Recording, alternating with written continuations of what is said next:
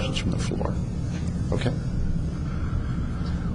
Thank you all for coming. We're here to discuss primate change, or as I subtitled it, Charles Darwin, visionary or quack from the Galapagos. and climate change? Climate change we're here to discuss. And we have a distinguished panel here this morning. To my immediate left is Carol Browner, who for 8 glorious years was the administrator of the Environmental Protection Agency. She's now a principal at the Albright Group. It says here in her bio, she is widely known for championing common sense, cost-effective solutions to the world's most pressing environmental and public health challenges. Frankly, that's not the Carol that I know, because we've gone exploring the ice caves of Tasmania together on one occasion, and she thought it would be humorous there to turn the lights out. It's really dark. It's very dark. To Carol's left is Doug Kendall. He is the director of the Community Rights Council, a public interest law firm that, among other things, represents local governments. He crafted one of the briefs on behalf of the Conference of Mayors and other government officials in Mass versus EPA. He writes extensively both in the academic journals, in the Virginia Law Review, the Harvard Environmental Law Review, and also in the public media, including the Washington Post, the New Republic, and what's left of the Los Angeles Times. To Doug's left, bear with me on this, is Lisa Heinzerling. Excellent.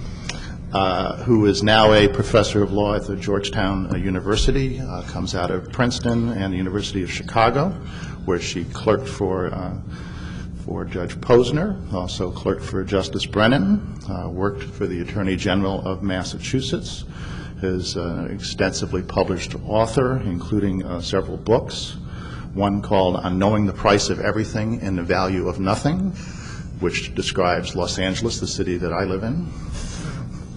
She was the primary author of the petitioner's briefs in Massachusetts versus EPA.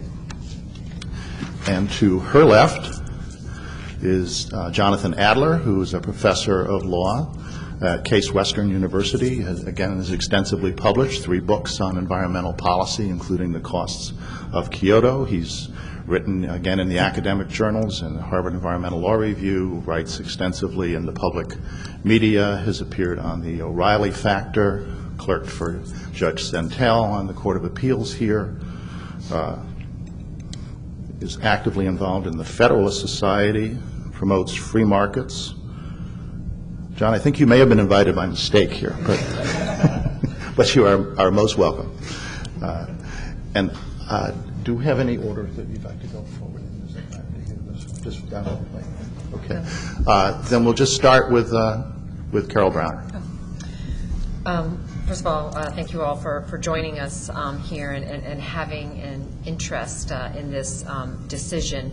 I also was part of the brief. I just want people to know. We actually were able to organize 4 former EPA administrators, myself and Doug Kostel, the only 2 Democrats to ever run the Environmental Protection Agency, and its 30-some-year history. There's only been Clinton and Carter, and 2 Republicans, Russ Train and Bill Riley, my immediate predecessor at EPA under Bush 1, and we also filed a brief.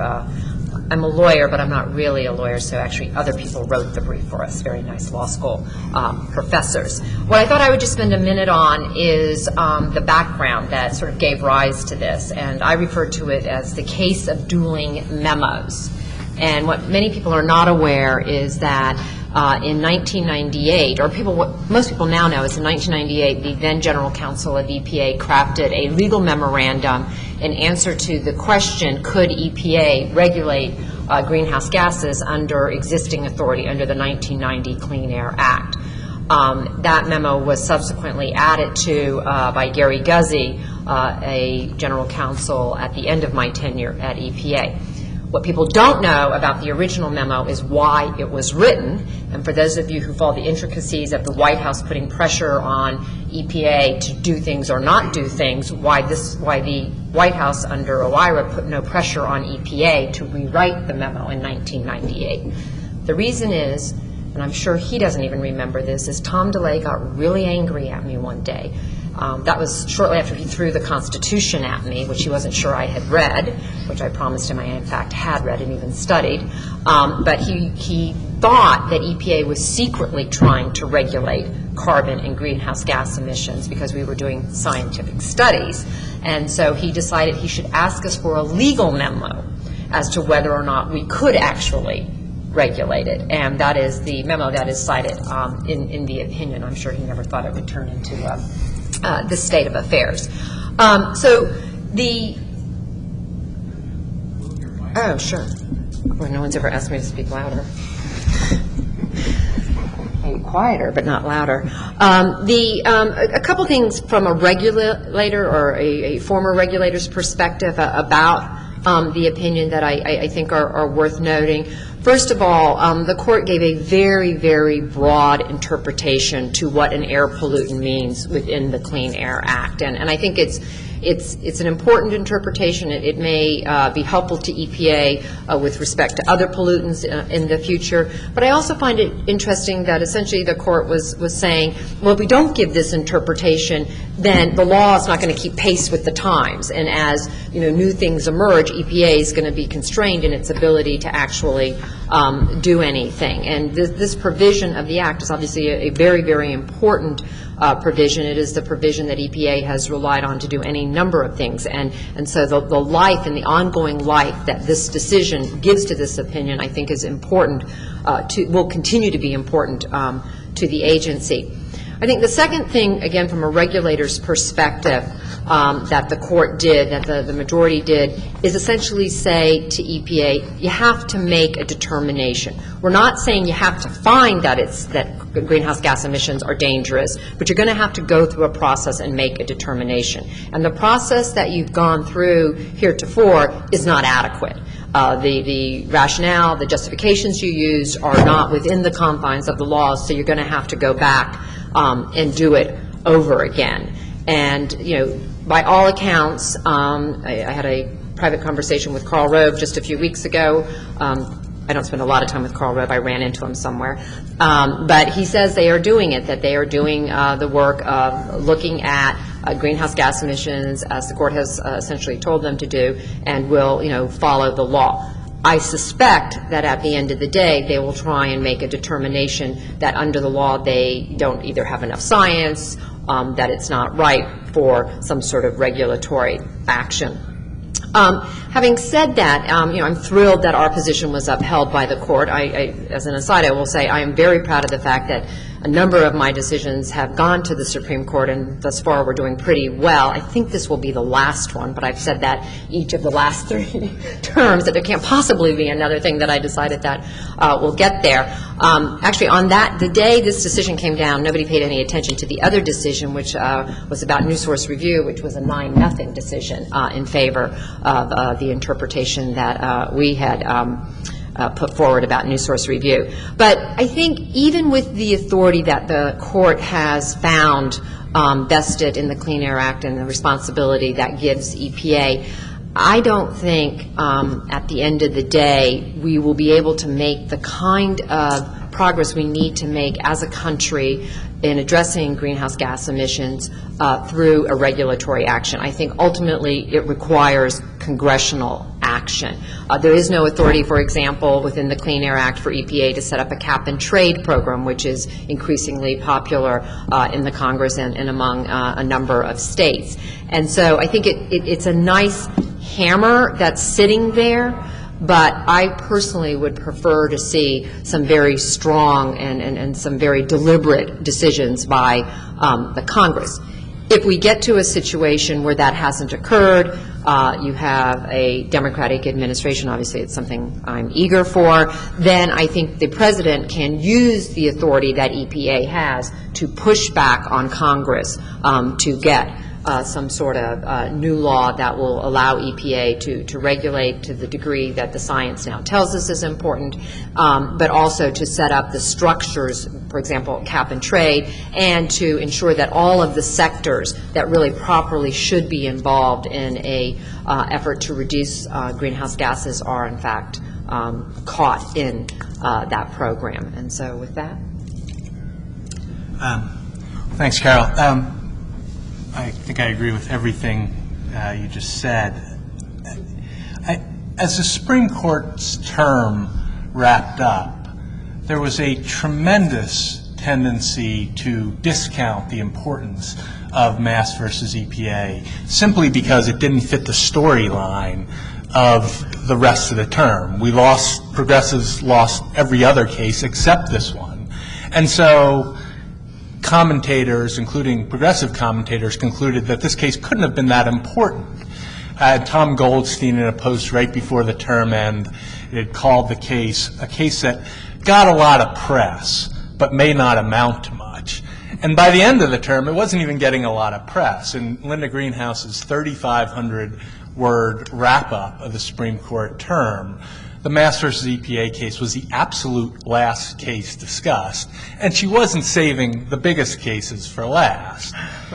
So I want to echo a lot of what Carol said in saying that and trying to set the record straight.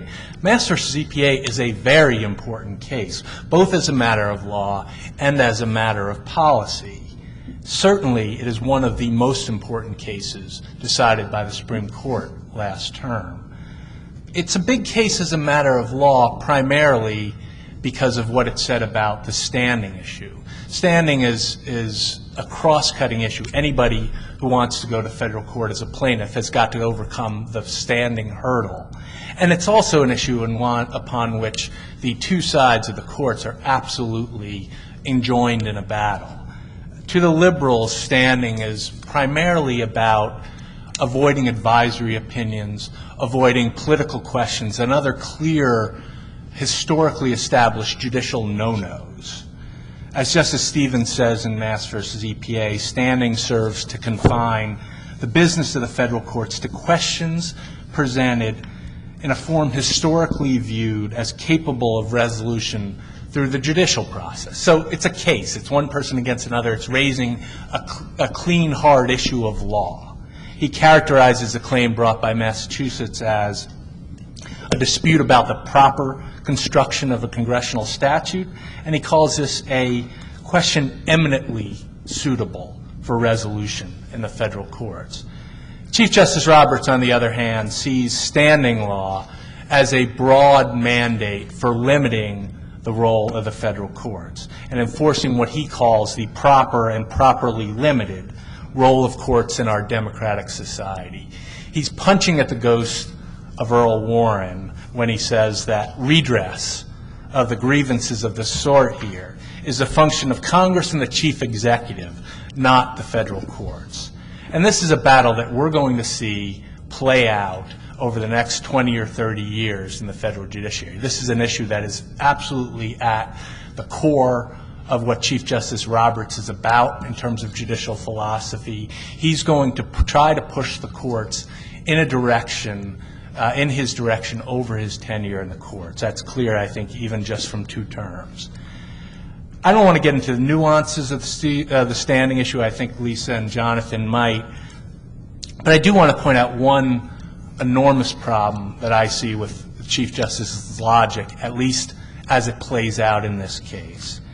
The Chief argues that by denying standing to Massachusetts, you essentially get the federal judiciary out of the climate change business. It just keeps its hands clean. We don't have to address big issues like climate change. But we have to be very clear about this. The minute Congress does anything that affects a polluter in the least way, there is going to be a federal case. And 9 justices on the court agree that that industry, as soon as they're harmed in any way, has standing, notwithstanding how broad the regulation is, how many people are affected, how little part of the problem that regulation may solve. None of those barriers matter if it's an industry suing. So it's simply not true that in denying standing to Massachusetts and the environmental groups here, Roberts would take the courts out of deciding, out of the global warming business. The street he would create is a one-way street. Industry would be able to challenge government inaction. The states and the environmental groups would be able to challenge government action. States and environmental groups wouldn't be able to challenge government inaction. So implicit, at least, in Chief Justice Roberts' position is a value judgment, a judgment that government hurts people in a way that's different, more serious, more worthy of the court's attention when it acts than when it doesn't act, even if the inaction is in violation of a clear statutory mandate. And that's a problem with standing law generally. Once you go beyond enforcing well-established historic limits on the role of the courts, standing barriers can very quickly devolve into a mask for political preferences. Justice Stevens' ruling doesn't inject the court into an area in which it otherwise wouldn't be. Rather, it ensures equal access to justice, and that justice isn't a one-way street. In terms of the court's opinion on policy, I'd like to just make 2 quick points. One is, I think the court's opinion has effectively ended the debate in this country about scientific uncertainty about global warming. We are already moving in that direction prior to the ruling. But I think to have a majority of the Supreme Court lay out the scientific consensus about global warming in a clear, matter-of-fact, but compelling way has been transformational. By one count, over 300 editorials came out after the opinion, just about all of them saying the scientific debate is over. It's time to figure out what we're going to do about global warming.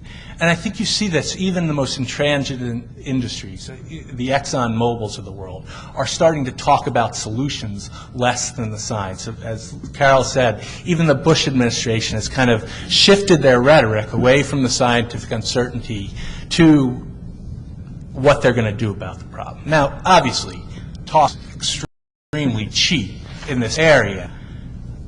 And the real question is whether all that talk or that change in positions, a change in rhetoric, is going to result in meaningful federal standards. And like Carol, I think I'm pretty skeptical about this in one level.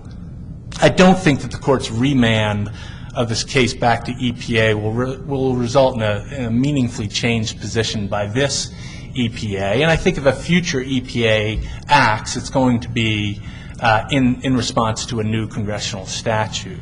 So I don't think this ruling is simply going to change the way we address climate change. But I don't think, and some people have said, well, the debate's moved beyond this. This opinion doesn't matter. I don't think that's true. And I don't think that's true for one principal reason, which is that, and Carol and Lisa will probably go more into the details of this, but the opinion and some important passages of Justice Stevens' opinion are really helpful for the states, led by California, which are trying to defend their own actions in combating global warming against industry challenges. And I think if you look at the history of environmental law, that's how it happens, right? California, other states lead. Industry gets terrified of letting 50 flowers bloom across the country. And they come to the table, and some federal standard gets worked out here. And I think that's what essentially is going to happen here in terms of the global warming debate. States are acting. They've been acting with more vigor since Mass vs. EPA came out. They have a stronger case now. I think they'll at least get mixed records at the lower courts in terms of upholding their actions. And I think that the fact that the states have become a real regulatory threat is going to bring industry to the table and ultimately result in a federal law. And so I think if you consider all the impacts, the impact of Mass vs. EPA on the law, on the debate over the science, and ultimately on the debate over federal standards, it's clear that this is a landmark Supreme Court ruling. Thanks. Yeah, I think this is a very big decision. I have a sort of degree of self-interest, I think, in saying that, having worked so hard on the briefs in the case. There are people, you do occasionally hear people say, well, it's not a very big decision because it was 5-4. And you think, what law school did you go to? What understanding of the Supreme Court's power are you working with? It was 5-4, but we won. And moreover, it was 5-4, and the beautiful thing, I think, about that majority opinion is that there were no separate opinions. There was nothing to mess up Justice Stevens's opinion, no separate concurrence by Kennedy suggesting that maybe there was something different about the case, nothing by Justice Breyer, nothing. So you have a nice, clean majority opinion. And quite apart from the substance, I think that makes a big deal in future cases. I'm going to talk about the three issues that were presented and just talk about what I think they mean for future cases in this area and in others. First, on standing, I think this is a huge decision because you have the Supreme Court saying that people can come to court to complain about climate change. And as you may know, there is climate change litigation going on all over the country. And now we have the Supreme Court saying that that litigation is, at least in some cases, legitimate and legitimately belongs in the Supreme Court. So quite beyond this case, for those other cases, I think that makes a very big difference. Second point has to do with the Court's discussion of the special solicitude owed to the states in deciding whether somebody has standing to sue. And the Court has this long preamble where it goes on about how states can protect their own borders and their own jurisdictions from pollution, and that this is part of that long-standing tradition. And the big question people have raised post-Mass v. EPA is, does this mean that this is a decision that's good only if states sue? And I have two responses to that. Both of them basically mean no. One is to simply say it doesn't matter that much in a lot of big cases. One of the, I think, really interesting developments in regulatory law over the past few years has been the growing interaction and cooperation of states and local governments and environmental groups in environmental litigation. And so that in many, many big cases, I venture to say most of these big regulatory challenges, you have both states and environmental organizations. And so that in those cases, the question about whether this case is good only for states won't arise. Second point is, once the Court talks about states and how special they are and how they can protect themselves, it then goes on, in its opinion, to give a perfectly conventional analysis of the elements of standing. And to me, this means that, yes, the states were important to the Court, but it also means that, to me at least, when you get right down to it, the kind of injury that the states had here, which is losing territory, is an injury that counts whether you're a state or not. And the fact that that injury will be redressed only to some extent is something that we see is pervasive in law. And so that I think that if you really look at where the Court talks about standing and analyzes that issue, it's quite conventional and doesn't depend on the states being involved. I will say that working against me is a preliminary opinion from the D.C. Circuit, very recent, involving a challenge to a rule on tire safety, in which the Court preliminarily holds that Public Citizen does not have standing to challenge that rule because it can't quite show us which of its members will die otherwise if the tire safety rule isn't stricter.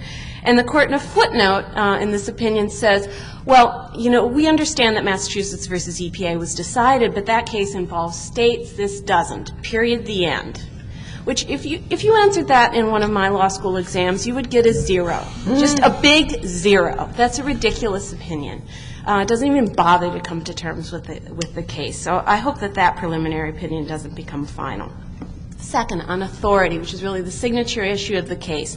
Does EPA have the authority to regulate greenhouse gases as air pollutants? Yes, comes the answer from the Supreme Court.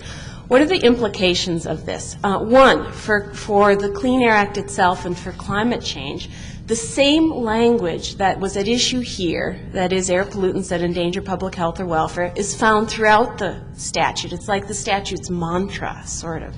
And so that you can go and take the holding with respect to automobiles in Massachusetts versus EPA and easily apply it to regulation of power plants under another section of the statute. And indeed, there's litigation to that effect, and I think that EPA's only valid legal response in that litigation should be, yes, we have authority to regulate greenhouse gases from power plants as well. Pretty soon, once you've got cars and power plants, pretty soon you're talking real pollution. I think that holding also, and this has been alluded to, but also really has implications for California's law. California has passed a statute regulating greenhouse gas emissions from cars. The states, other states are allowed to opt into that program. They have been piling on like crazy. Florida just added its name to the list of states that wants to regulate greenhouse gas emissions from cars. And it's all awaiting a lawsuit by, of course, the automobile industry. And I think that lawsuit is really not legally meritorious anymore after this case. You have 40% of the automobile fleet is represented, I think, approximately by those state standards. So again, it's just a very big deal from that perspective. The court's opinion on authority, I think, also is a big deal in the following respect. There had been a case, as you may know, years before, in which the Food and Drug Administration had tried to regulate tobacco. The Supreme Court said, you can't regulate tobacco. It's a case called Brown and Williamson. And one of the things the Supreme Court said in saying you can't regulate tobacco is if Congress had meant to do something so big, so controversial, so economically important, it would have been stated that more clearly. And industry, of course, has wheeled out that case in every possible circumstance to say that when a case is really politically important and economically momentous, you have to have plain language to that effect. I always thought that was an extremely activist kind of invitation for the courts to say, we think this is politically controversial, so we're going to stay out. That's not a way of being passive. That's a way of being activist. What the court did in this case, in Massachusetts, is really limit Brown and Williamson to its facts. So it said cigarettes are different. There were a whole lot of reasons not to allow regulation there. And to me, that wipes out that argument that's been used in other cases where when you say, well, it's a really big issue, so we need something clearer. I think that argument isn't valid after this case. Last, on discretion. This is what we referred to in the cert petition. We opened our cert petition with Bartleby, the scrivener, whose answer to not wanting to work is, I would prefer not to. And that's the way we characterized what EPA said here, is they said, well, you know, we don't have the authority to regulate greenhouse gases, but even if we did, we would prefer not to. And that's basically what they said. We don't like the statute. We like voluntary measures. We're kind of uncertain about the science. So all in all, it would just be better for us if you didn't make us do it. And the Supreme Court said that kind of reasoning just doesn't cut it. What you have to do is you have to look at your statute, see what it tells you about the factors you can consider, and then use those factors. And guess what? Under this statute, at this stage of the litigation, the only thing that's relevant is whether greenhouse gases are endangering public health or welfare. There it gets a little tricky, too, because EPA did kind of refer to the science. There was a little section of its decision referring to the science and saying, it's very complicated. It's a very, very complicated issue. There are a lot of uncertainties out there, and we're going to name a few of them and then go away, right? And the Supreme Court said, that's not good enough. That's what you can consider, but you can't just wave at the scientific uncertainty and say, oh, we're done here.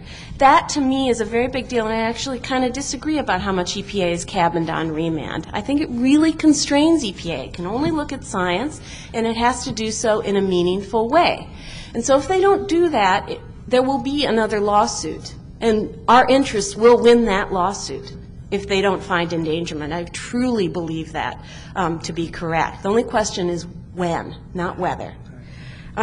Last, I just wanted to say on the existing authority, and then I'll stop.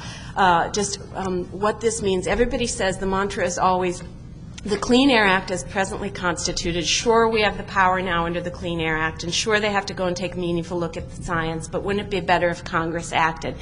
And I realize that I am, I want to say crazy in this regard. I think that might be the right word. Certainly an outlier in this regard. I don't think Congress actually has to act. They can.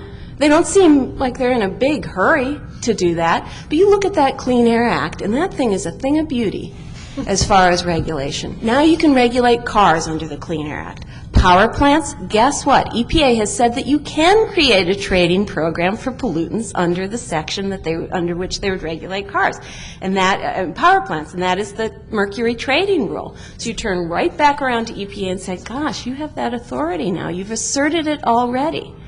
And so that, that is under challenge now. But I would just look more closely at the statute, and I think there's a whole lot there that could be used right now, today, by an administration willing to step up to the plate. Thanks. Well, thank you, Al. It's certainly a pleasure to be here. Good to be back at ACS. Let me say as an initial matter, I certainly agree with Doug on at least one point, which is that this is a huge case.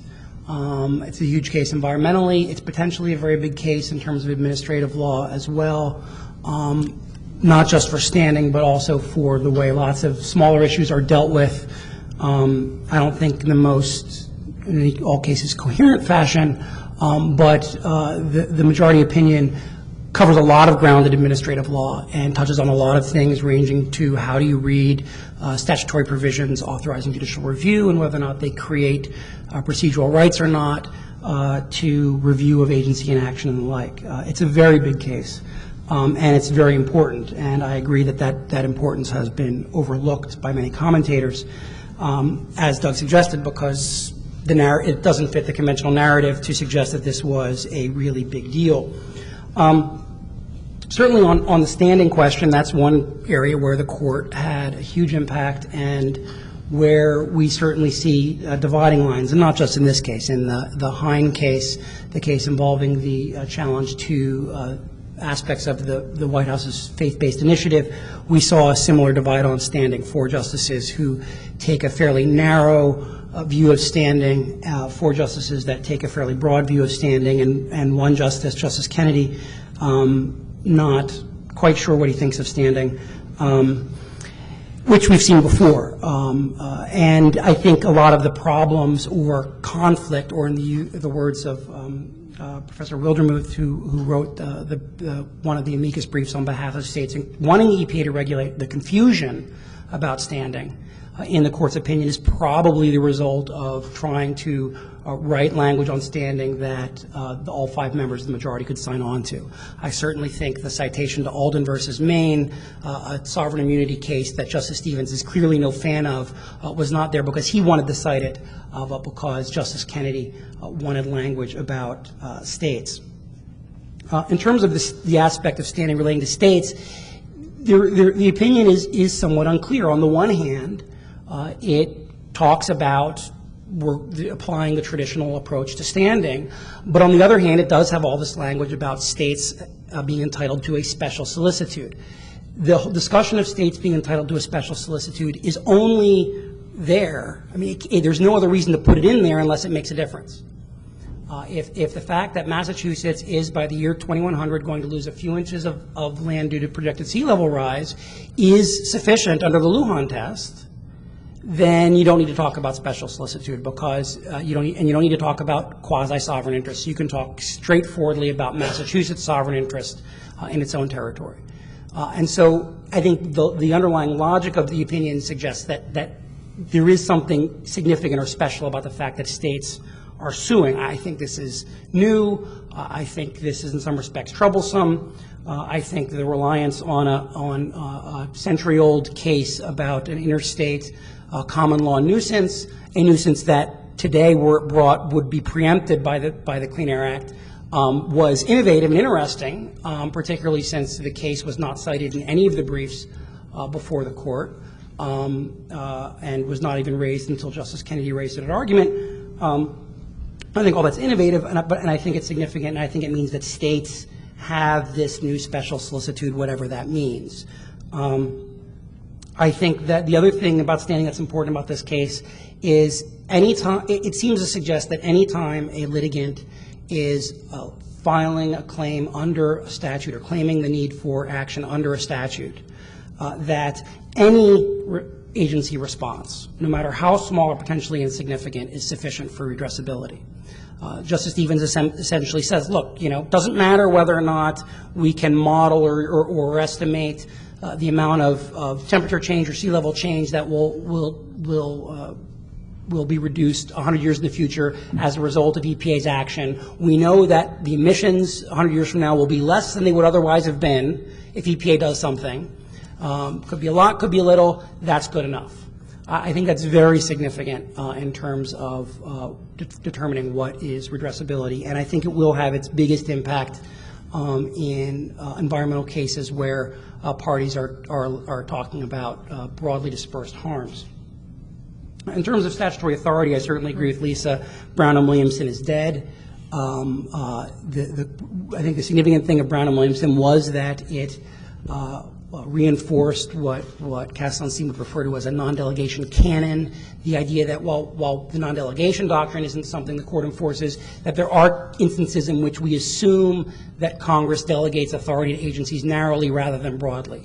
And this is an issue that comes up all the time, ranging from whether or not the FDA has authority on its own to preempt state tort actions or in other contexts. I think that this opinion is a big signal that a majority of the current court doesn't think that congressional delegations of authority need to be construed narrowly.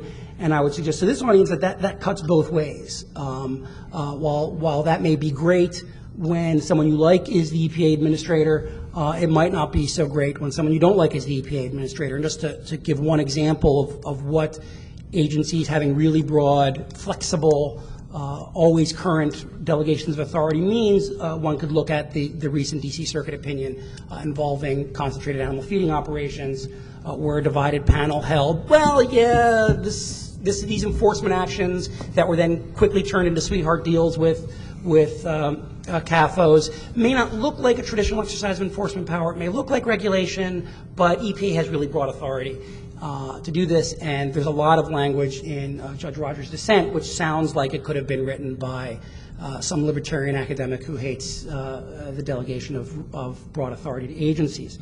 Going forward, I think EPA does have to regulate greenhouse gas emissions from vehicles.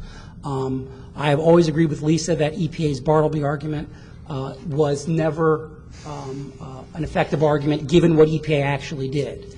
And there's language in the majority opinion that I think points to this, and there's language in the Scalia dissent that tries to get around this, which is there's a meaningful difference between EPA saying we're not going to respond to this petition because we have lots of other things to worry about, and EPA saying we're responding to it, but we just rather not do what the statute does to us, or what the statute requires us to do. And in the first case, the majority opinion suggests EPA might have been able to get away with that. EPA might have been able to say, look, we get lots of petitions. We're just not responding to this one right now. But they didn't do that. They said, they responded to it. They said they don't have the authority. And then, as Lisa pointed out, they went beyond that and said, but we'd really prefer not to do this.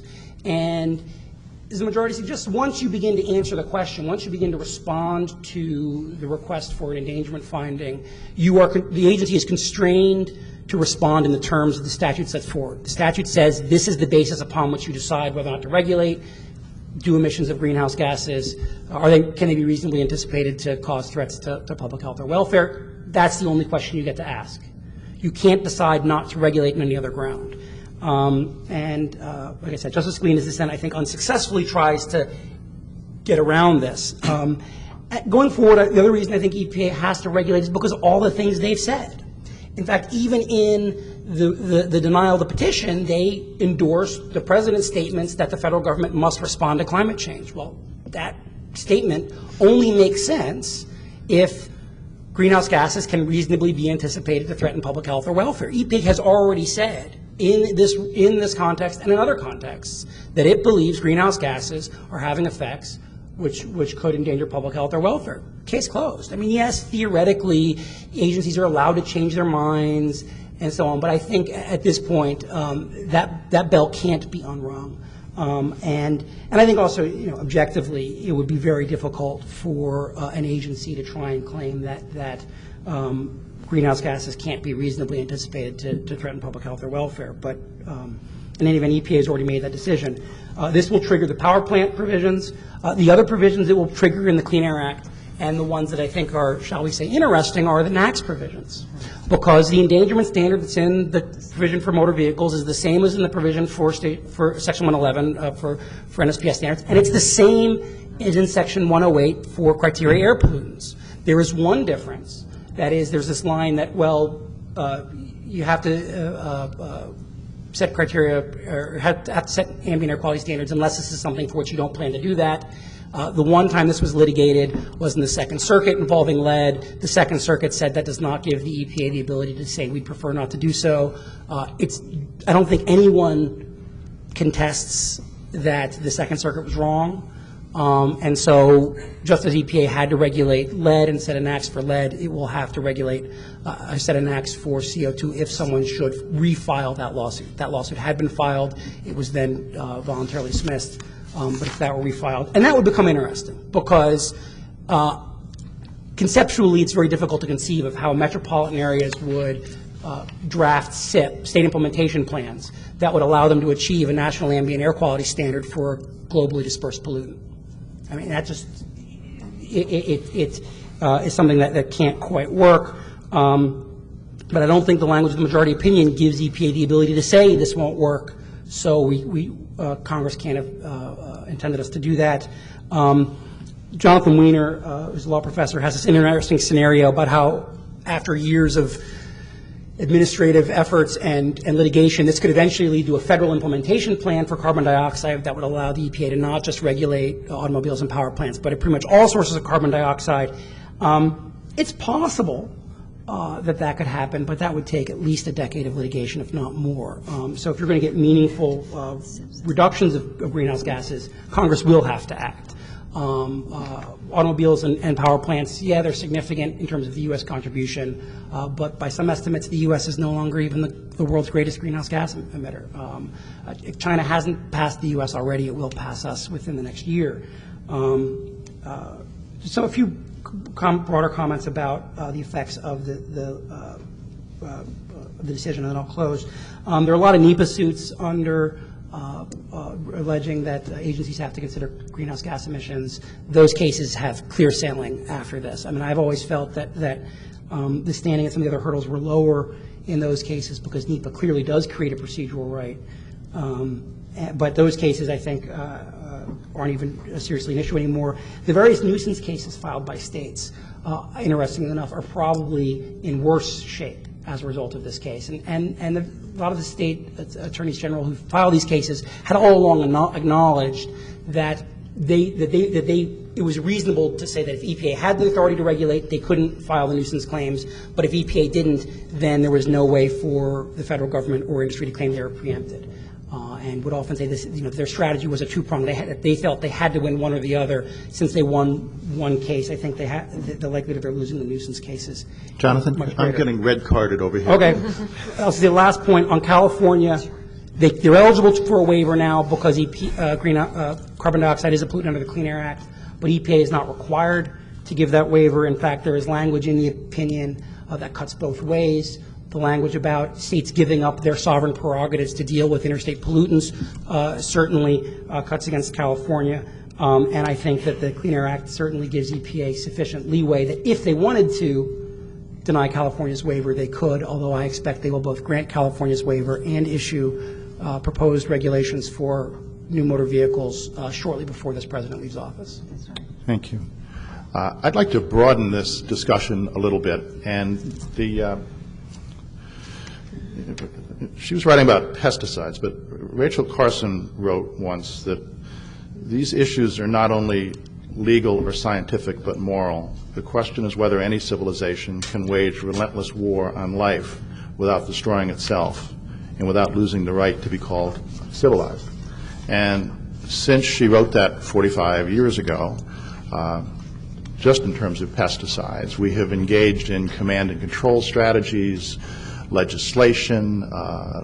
Martin Luther King said, agitate, legislate, and litigate, and I took him at his word, and I think I sued 8 different EPA administrators when I was, during the years I was with the Natural Resources Defense Council. And when Gorsuch was the administrator, we effectively put the agency into a receivership and had about 100 different decisions that were made behind closed doors with chemical companies set aside and reassessed during those years.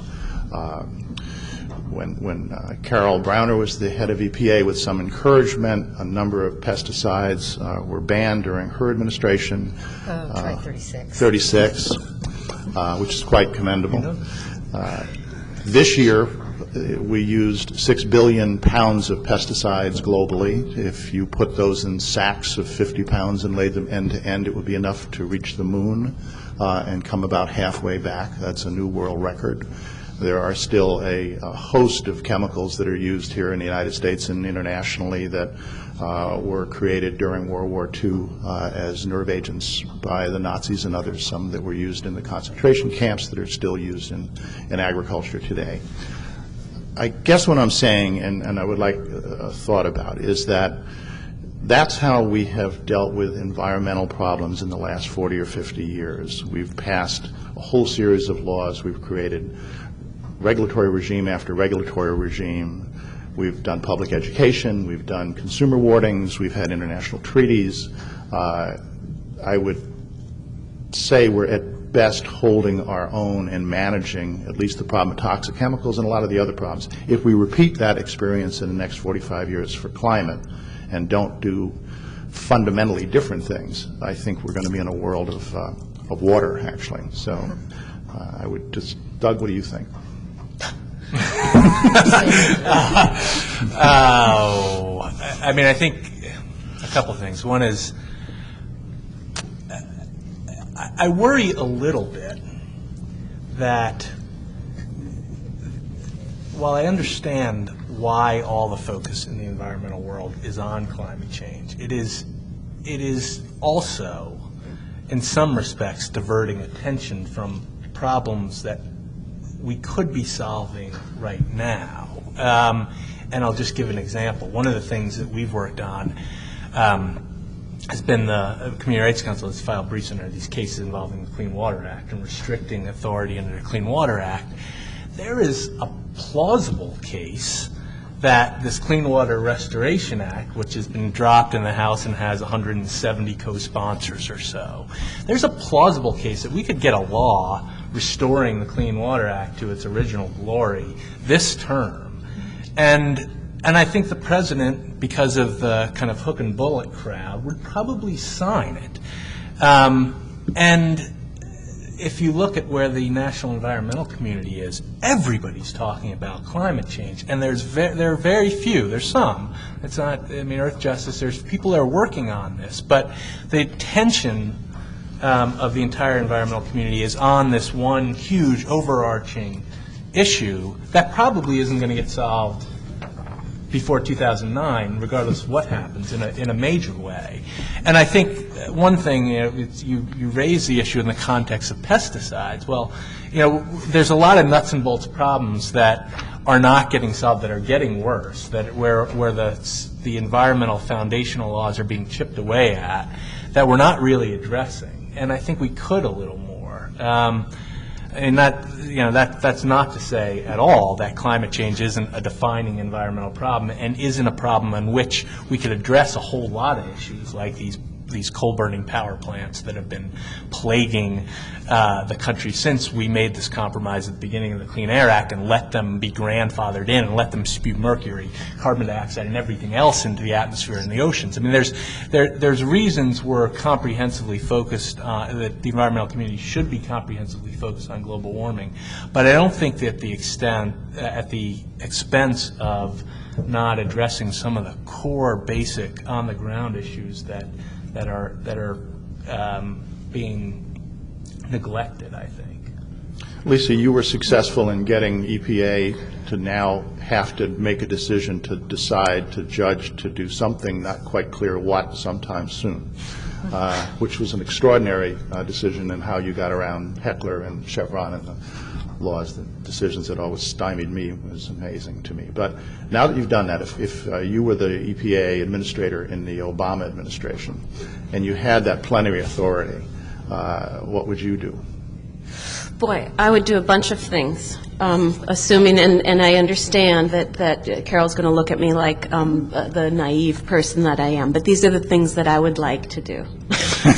Grant California its waiver, make an endangerment finding, regulate cars under the Clean Air Act, create a program for power plants under the Clean Air Act, use all of the creativity that has been mustered over the past 20, 30 years, and look at the statute and see all of the things that we can do to address climate change. I would also, quite frankly, start to talk to the Department of the Interior about recovery plans for all of the species that are going to be listed due to climate change.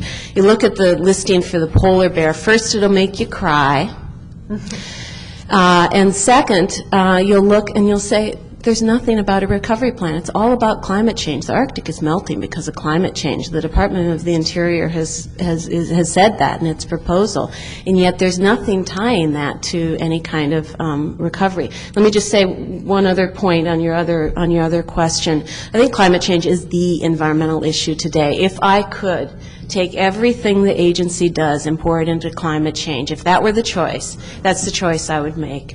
Read the Intergovernmental Panel on Climate Change's latest report on climate change. I advise you to do it with a box of Kleenex and a nice stiff drink. Because when you get through that, you will realize what James Hansen from NASA has been trying to tell us for years. We will be living on a different planet soon if we don't act. If we don't act soon and now, it's not a scientific problem only. It's not a political problem. It's not a legal problem. It's a moral problem. There are a lot of people who are going to die because of climate change. Already, people are associating heat waves with climate change. And so it seems to me this is the biggest environmental issue we face, one of the biggest social issues we face. We cannot do enough. We cannot do it quickly enough. And so that I would just add that, yes, we have a panoply of laws, but what we also need is some leadership. We need somebody to talk to us. I think people are waiting. They're waiting, wondering, what can I do? Because nobody wants to see the polar bear go by the boards. Nobody, right? What should we do? And one of the things we can do is stop doing so much of what we already do. It doesn't take activism. It takes some kind of inactivism. Right? Using less stuff, turning down the lights, all those very simple things. And what I think we need is somebody really leading us in that direction.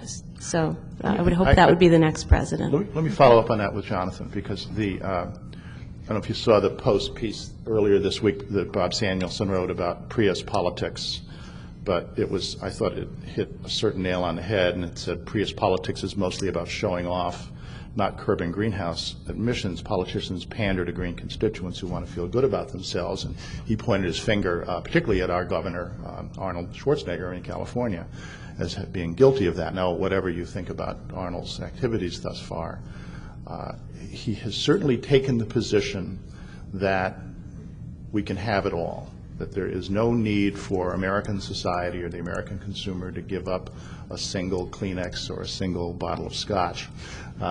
And that the market, in some way, the market is going to respond to these problems sooner or later. What would be the most radical thing you would do? Should we stop burning coal? Should we have a Marshall Plan for nuclear power? I mean, if in terms of not through litigation, but you can't, I don't think you can really regulate and legislate people's consumer society, but you can do other things structurally. What would you do structurally? Let me say a couple things. I mean, first of all, I tend to agree that there's Prius politics, and not just here, but we see that in Europe as well. I mean, Europe, the European nations that were not for structural reasons already on track to meet Kyoto targets are going to fail to meet Kyoto targets because they have an emissions trading plan, but they're not willing to set the caps low enough to make a difference, and so they engage in the posturing of saying they're doing something, but in fact they're not doing anything meaningful, and they keep going through an exercise of setting dates far in the future for emission reductions and then hoping that people forget about it or that something dramatic happens that would enable them to meet it. And we see that in the U.S. Congress as well. We have a Congress that wants to say we can do everything and that we can reduce energy usage and so on, but then at the same time, if oil prices go up, that's horrific when we know the surest way to reduce energy use is to increase its price. In terms of the things that I would do two things. I mean, the thing that I think the only way to get out of this problem, the only way for Governor Schwarzenegger to be right, is for us to have dramatic technological changes that we can't foresee. Government agencies often try and say, well, we're going to pick a given technology, but the likelihood of picking right is very slim. When California was developing some of its clean air plans about a decade or so ago, it really thought electric cars were going to be a significant part of the market and was giving no attention to hybrids. And hybrids are, in fact, are taking a significant share of the market, and electric cars, work on golf courses, but for most applications are simply just not a player for a variety of reasons. And the question is, well, how do we get by that? I don't think traditional government subsidies do it, in part because when you give the political process a lot of money to dole out, it doesn't get doled out on merit. It doesn't get doled out based on the likelihood of success. The way you deal with this, I think, is to do what the British Empire did when it realized it needed better navigation, which is you offer really big prizes to people that solve certain problems. So the first thing I would do is I would take all the money we use for energy subsidies of any sort and create prizes. And Richard Branson's actually done this privately. But do something like this and say, if you can find a way to reduce the net carbon emissions of this sort of energy production, and you get X billion dollars. And one thing we know from the British experience, what we know from the X Prize, is that the level of innovation and investment in solving that problem ends up being far greater than the value of the prize, both because people overestimate their chances of winning and because ego and other things that drive innovation get involved. So I do that. Second thing I would do is I would take seriously the idea that alternative energies often face the same sorts of regulatory obstacles that traditional technologies do. The idea that something like the Cape Wind project could get defeated by the same sort of NIMBYism that often defeats, say, a traditional power plant or whatever else should trouble folks. And I think that if we want these technologies to prosper, we have to remove obstacles. So the third thing I would do, and this is the thing that makes a lot of my friends unhappy, is I think that what the United States should be doing is globally is doing something like the Clean Development Mechanism in Kyoto, but doing it for real, doing it on steroids. And I think that's important for two reasons. One, practically, because at the rate China and India in particular are growing, in 10, 20 years, we're irrelevant as a contributor for all practical. I mean, the Wigley models show that you can wipe the United States off the face of the earth, and 30, 40 years out, you can't even tell that we're not there anymore in terms of global concentrations. The other reason is I actually do think there is a moral case that we have contributed the most to these changes. I tend to not accept some of the apocalyptic views of climate change, but I think morally that's actually irrelevant. I take very seriously the idea that the right to use one's own property doesn't include the right to alter or harm that of one's neighbors. And if we are, increasing the risk of flooding in Bangladesh, it doesn't matter if our farmers are more prosperous or if as Bob Mendelsohn at Yale says, our farmers win more than Bangladeshis lose. We should indemnify them for that. And I think that would both solve some practical problems. I also think globally it would enable us to more seriously talk about the various trade-offs involved with dealing with climate change on a global level. You mentioned China, and there was a Wall Street Journal series about 6 months ago about mercury levels in fish in the Midwest, and they now were able to track the plumes coming from China and found that almost 40% of the mercury in the freshwater fish in the Midwest was coming from China. I don't know if you're familiar with the recent California Supreme Court decision involving kangaroos, but we have a decision this week that unanimous decision, I believe. I haven't actually read the decision, but it upheld a California statute that prohibits the sale in California of any consumer product made from kangaroo or kangaroo hide. And I have nothing against kangaroos, and I think they're a lovely marsupial. They're not endangered. They're prolific in Australia. They're on the menu in Sydney. among other places. And yet our policy now in California is that nothing will be sold there that has a molecule of kangaroo in it.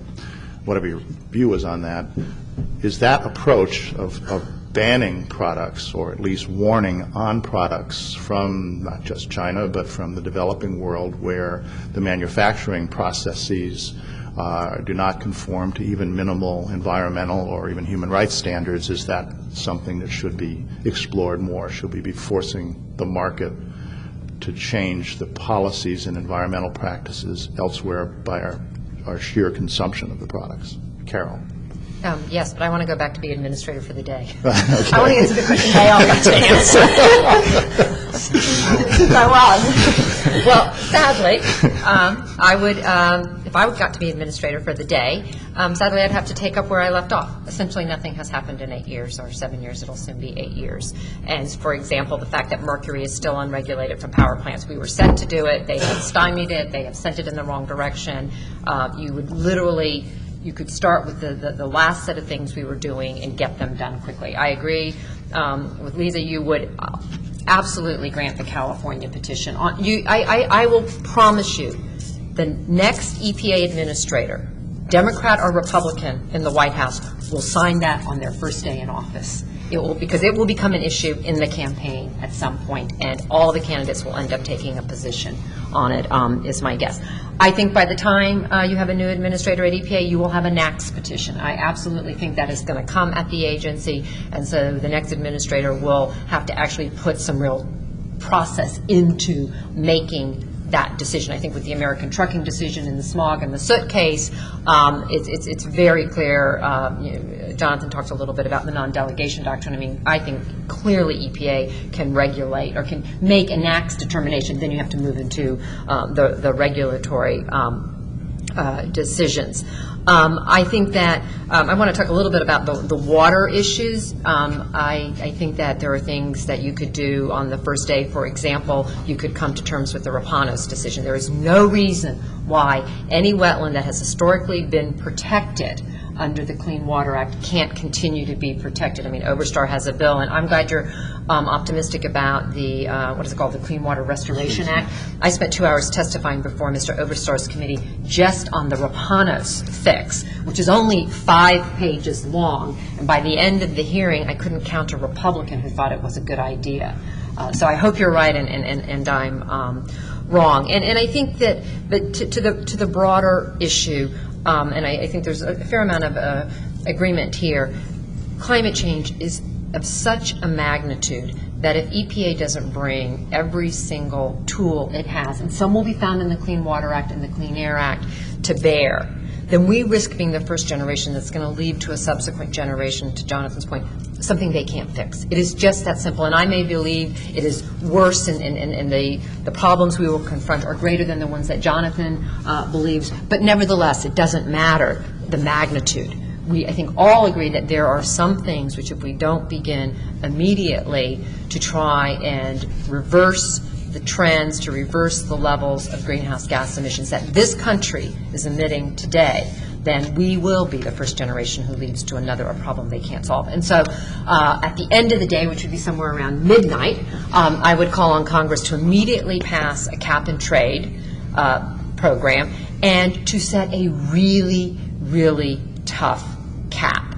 I personally believe that you should err on the side of a tougher cap and more time to get there than an incremental step with, I mean, what do people call them? Off-ramps, safety valves. They're loopholes. They're all about sending a signal to the economy that you may not have to adjust. And the single most important thing we have to do is send a very, very, I believe, a very real signal to our economy that adjustments are going to have to be made. And I totally agree with Jonathan. The government is really bad about picking technologies. Let a cap and trade system figure out through the marketplace what's the right solution. I even go so far, which shocks people, to say if nuclear can compete with no government subsidy in a carbon-constrained, a seriously carbon-constrained economy, then so be it. That would be my first thing.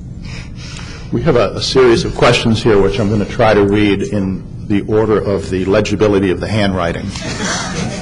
They're law students. They're not expected. They don't want their professors to be able to read the fine points.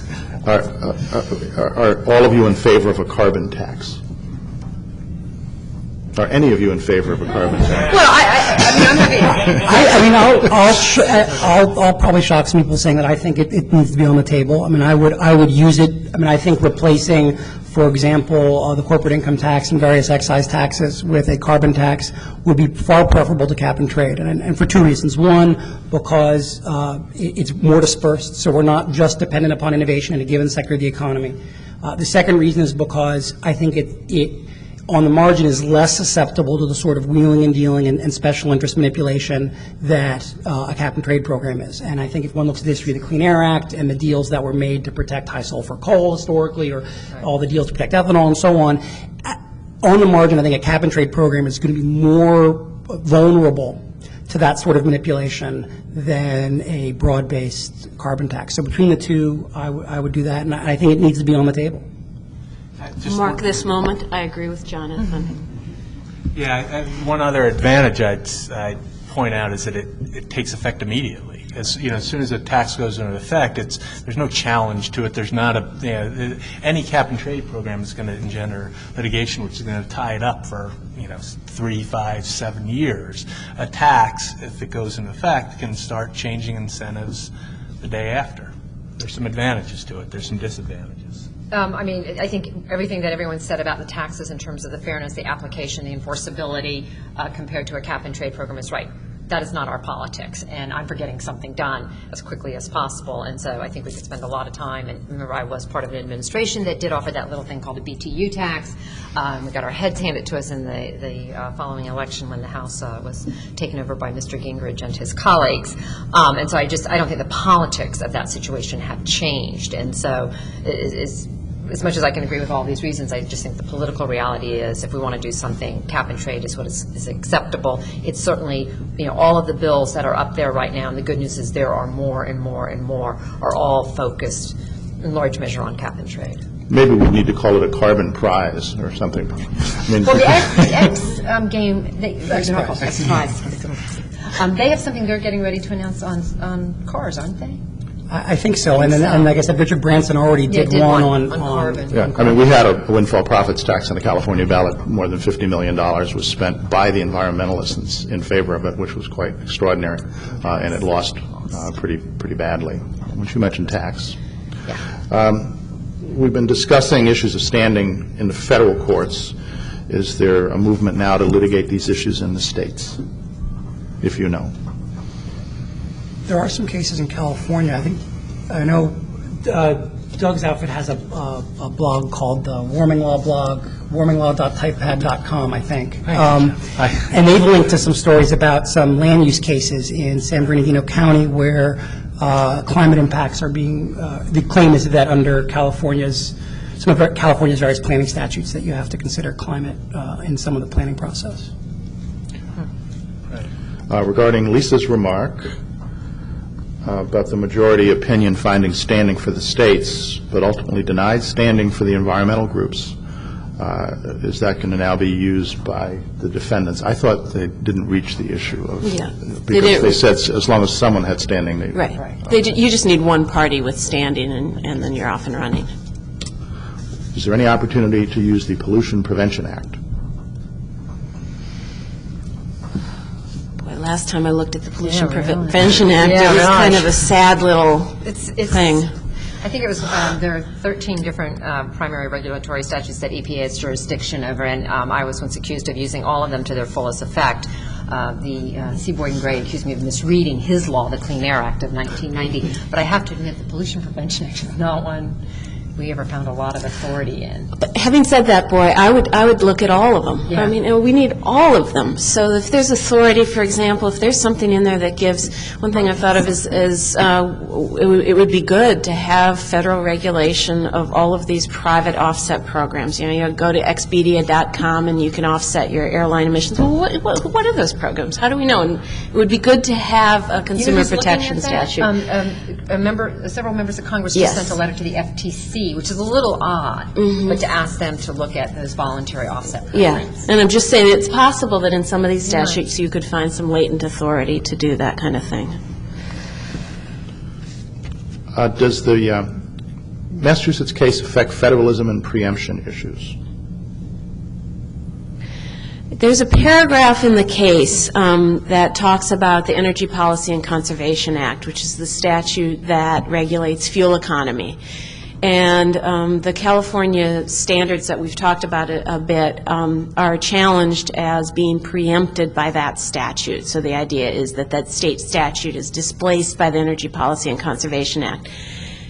And the argument was made in Massachusetts versus EPA that that statute also made it clear that Congress didn't want the Clean Air Act to do the work that we were asking it to do in this case. And that was because fuel economy is the way that you get at carbon dioxide from cars. And the Supreme Court made very quick work of that argument and said these statutes can exist together. They have different purposes. They cite to each other, and they can coexist very nicely together. They can live together. And even though it's a different legal issue, I think that paragraph has a lot to do with the challenges to the state standards. That is, I think that a judge could say, look, the Supreme Court made such quick work of this argument here that I just don't think that the state standards are displaced by the statute. So yes, I think it has something to do with preemption, and I think it's good for the states.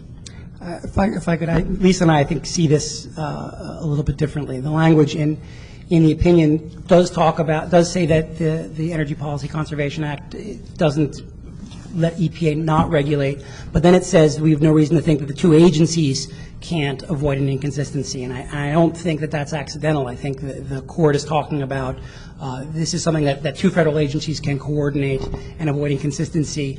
And given traditional doctrines of preemption, I don't think that really gives California a very strong argument that the Energy Policy Conservation Act doesn't preempt or doesn't at least potentially preempt its regulations. Now, I'm not a big fan of a lot of current preemption doctrines, but the reality is they are fairly broad. And I think that this opinion here, and as well as some of the dicta that is in the discussion of state standing and talking and justifying state standing on the grounds that states have to be able to go to court to challenge federal inaction because they've given up their sovereign prerogatives to deal with certain types of issues, I think further reinforces the idea that certain aspects of the Clean Air Act will have preemptive effect. And certainly, if one looks at the cases, I think certainly in the context of interstate pollution and the interstate nuisance cases, like I said before, I think the argument that those cases are preempted by the Clean Air Act is now pretty straightforward, and I believe that's what the lower courts will do with those cases as well. There's two more of these. With the first panel today on my mind, I note the group in this room is low in racial diversity. Is that a problem? I believe we're forbidden by the recent U.S. Supreme Court decision from answering that question. It's absolutely a problem, and you know, some of the impacts of climate change will no doubt be disproportionately felt by poor communities, which are frequently communities of color, not always. I mean, when you look around the world, you look at some of the low-lying nations that may already be impacted. You know, I am not a scientist, so I would not begin to say whether or not Katrina was a climate change-driven hurricane, but certainly there it was the least fortunate, many people of color who were disproportionately impacted. I mean, I think there's a recent, I think it's in the IPCC study that you mentioned, but it might be a more recent sort of addendum to it, analysis of drought patterns that looked at northern Mexico and the impacts in northern Mexico in terms of agricultural production over the next, I don't know what period of time it looked at, probably the next several decades, could be quite dramatic. Again, you know, impacting people probably of less means, people of color. It could have huge impacts on poor urban populations here in the United States because of immigration issues. You know, this, like many things in the environmental arena, I think that the poor and to some extent, you know, communities of color will suffer disproportionately. I would note that when I attended law school in 1969, we had one African-American student in my class, and we had 5 women, and the rest of the class was white guys in suits. So there has been some progress here. what are the ramifications of the court's scrutiny of agency inaction in other contexts if EPA refuses to promulgate a rulemaking for an issue other than climate change, for example? Or I guess another way of asking that is whether Heckler and the Chevron cases have been implicitly overruled. How about that? No, I just think that Heckler has been limited. Heckler is a case that says that there's a presumptive unreviewability of agency decisions not to enforce a statute. And that case was wheeled out as much as you might imagine in this case to say this isn't even reviewable. An agency decides not to do something and a court can't even touch it. And that was rejected. That argument was rejected by the court. And so I think that case, that idea that agency inaction is very different, I think has been limited, and that has huge implications for other cases. I mean, many of the improvements we have seen in environmental protection over the years have been the result of lawsuits that are aimed at agencies that haven't done their work. And this case really, I think, puts a stamp of approval on that kind of lawsuit, and says that an agency can't shirk its responsibilities. So I think it's a huge piece of the opinion. I would note that a certain EPA administrator sitting to my immediate left it wasn't beyond her to use that same line of reasoning in the Heckler case when we were seeking to compel that agency. We used to routinely ask people to sue us to bind future administrations. I actually had a question. Go ahead. The Supreme Court had, and you all being real lawyers, I'm just a pretend one. The Supreme Court had another environmental decision, 5-4 decision, the Rapanos case, for those of you who haven't followed it, it's the wetlands case, and it's a complicated decision because sort of 5 agree on the science, and then Kennedy splits out of that 5 and on a procedural issue sort of sends the case back down. But when you look at sort of the environmental aspects as opposed to the procedural aspects of these two cases, do we see something happening in the Supreme Court that's interesting on sort of the environment more generally? Well, I certainly think that Justice Kennedy's environmental jurisprudence has evolved at least slightly. I don't think his position. I mean, he was on the majority in Swank, which is this prior case before Rapanos, also dealing with wetlands in the Clean Water Act. He didn't say a word in that case. That case has a lot of very disturbing language about the reach of the Clean Water Act and the Commerce Clause implications that come from a broad Clean Water Act. The question of whether the federal government even has the authority to go and regulate these intrastate streams and headwaters. And Justice Kennedy joined that opinion. He didn't comment on Chief Justice Rehnquist's opinion that really threw some big questions out there about how broad federal authority was. And he wrote in the Rapanos case, it's a 4-1-4 case. He didn't join either side except for the result, which is to throw these cases back to the Sixth Circuit. So nominally it was a loss for the environmental community because there was a good decision below. But Justice Kennedy's opinion is very right in all the most significant ways in terms of environmental values, what the importance of protecting these waters is. And I think there has been in his jurisprudence, which is obviously, that's a reason why this is the one area where arguably progressives have been winning cases rather than losing them, is because Justice Kennedy's views, I think, are both generally environmentally sensitive, and he understands the environmental community's arguments, and they've, I think, if you look back on things, evolved a little bit. I just want to say that here, not to have too unhappy a note, but boy, I focus on that dissent, and those dissents are scary from an environmental perspective. You have Chief Justice Roberts coming this close to saying he doesn't really believe climate change is happening, and you have Justice Scalia saying that greenhouse gases aren't pollutants because they're not dirty, and then you have him saying that the atmosphere isn't air. And once you get to that point in the opinion, you have to just be thinking, man, oh man, I hope they don't get a fifth.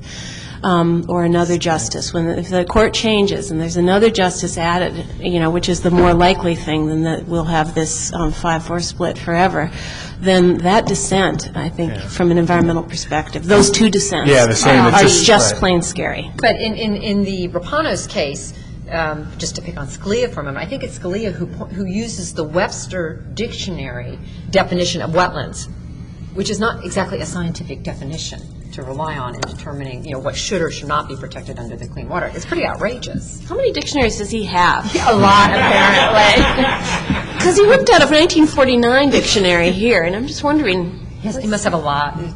One thing I'll just add. Who would want to use too current a dictionary?